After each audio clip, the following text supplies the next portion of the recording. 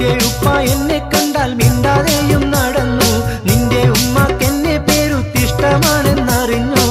നിന്നെയോർത്തെന്നുള്ളിൽ പ്രേമമലർ വിരിഞ്ഞു. കോളേജിൽ വന്നില്ലേ അതിനാൽ പാപ്പ എന്നെ